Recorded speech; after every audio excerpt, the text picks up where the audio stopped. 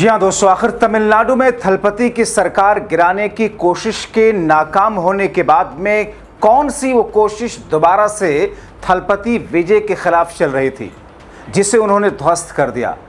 स्वागत है आप सभी का। आप देख रहे हैं द राजनीति का विशेष सेगमेंट खबर और विश्लेषण। मैं हूं जबार खान। दोस्तों, हाल में 60 दिनों वाली सरकार को दिल्ली ने तोड़ने की जिस तरीके से कोशिश की और जिस तरह से उसे थलपति विजय ने नाकाम किया, उसकी चर्चा बंगाल महाराष्ट्र में जमकर रही।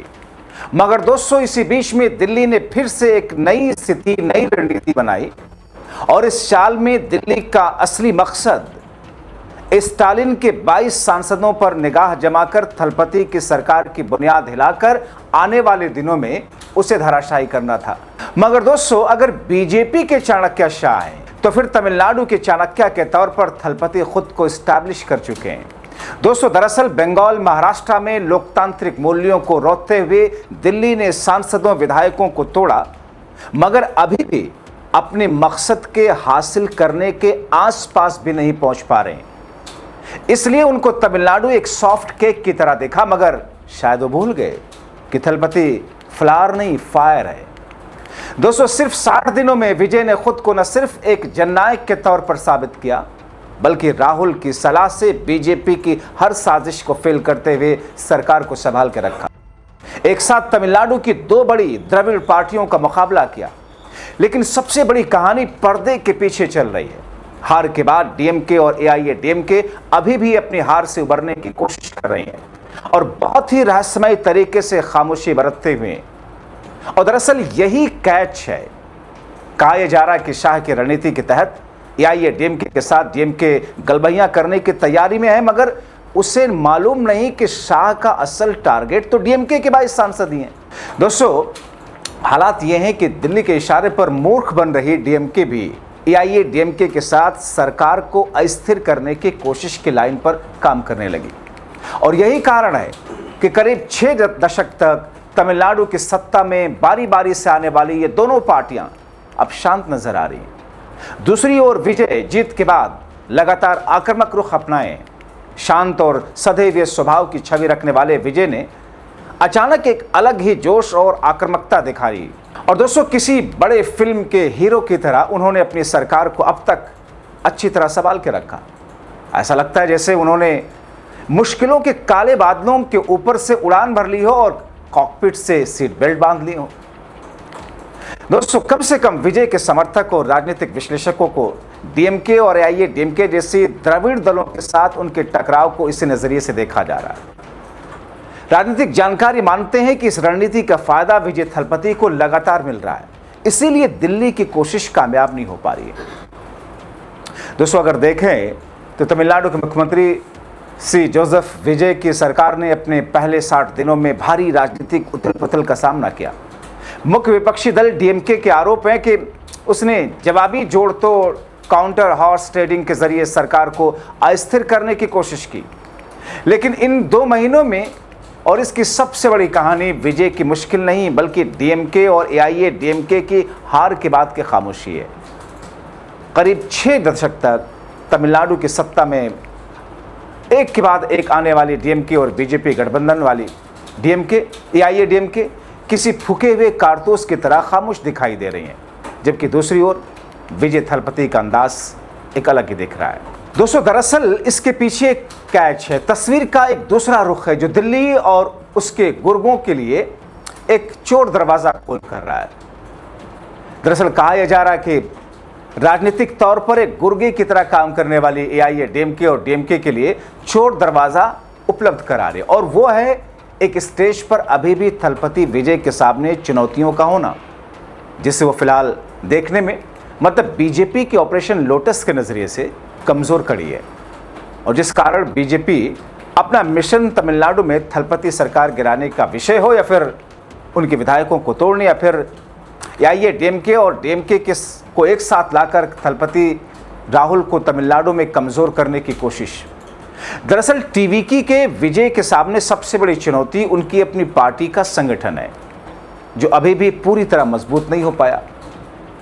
आप देखें, पार्टी में अभी भी कई स्तरों पर कमियां हैं और इस चुनौती का सामना उन्हें दो मोर्चों पर करना पड़ रहा है।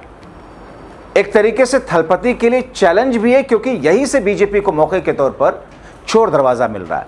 चूंकि एआईएडीएमके के करीब 75% शीर्ष नेता जो उनके सीनियर लीडर हैं टीवीके में शामिल हो चुके हैं, इसके बावजूद विजय अब भी पूर्व मुख्यमंत्री एडप्पाडी पलानीस्वामी को उसी खेमे में अपना सबसे बड़ा राजनीतिक प्रतिद्वंदी मानते हैं। दूसरे मोर्चे पर उनका सामना अपने असली राजनीतिक प्रतिद्वंदी उदयनिधि स्टालिन से है, जो तमिलनाडु विधानसभा में विपक्ष का नेता है।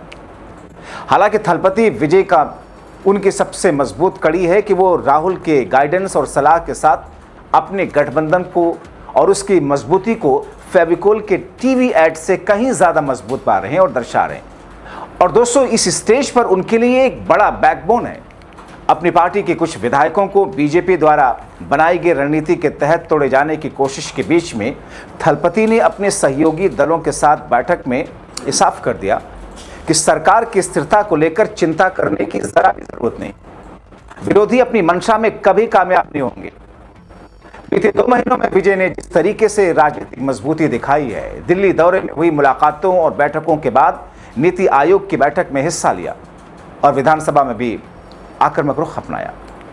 दरअसल राहुल गांधी के साथ विजय के निजी संबंध करीब 20 साल पुराने हैं। और दोस्तों, विचारधारा के स्टेज पर विजय खुद को एक सेकुलर, सर्वधर्म वाला, सभी धर्मों के साथ समानता से बर्ताव करने वाला, समानता से विकास करने वाला बताते आए। यही वजह है भारतीय जनता पार्टी को राजनीतिक शत्रु मानते हैं। अब थलपति राहुल के साथ मिलकर के धीरे धीरे योजनाबद्ध तरीके से अपनी राजनीतिक पकड़ को और मजबूत करते हुए खुद को जन सेवक के तौर पर, जिसे सेवकन तमिलनाडु में कहा जाता है, स्थापित कर दिया है। आप देखिए ना कि चुनाव से पहले विजय ने समझदारी दिखाते हुए कई छोटी पार्टियों को अपने साथ जोड़ लिया और उस समय कई लोगों ने इस कदम को ज्यादा महत्व नहीं दिया था। लेकिन चुनावी नतीजों के बाद डीएमके के कई चुनाव बाद के सहयोगी भी विजय की बड़ी जीत के बाद उनके साथ आ गए, दोबारा चुनाव की किसी भी चर्चा से दूरी बना ली। विजय की दूसरी रणनीति भी उतनी ही सोच समझकर बनाई गई थी, जिसमें उन्होंने राहुल के साथ मिलकर बीजेपी को तमिलनाडु में अपनी अलग राजनीतिक जमीन बनाने से फुल स्टॉप लगा दिया उसके सामने। अब हालांकि 60 दिनों में विजय ने दोनों मोर्चों को अच्छी तरह संभाला।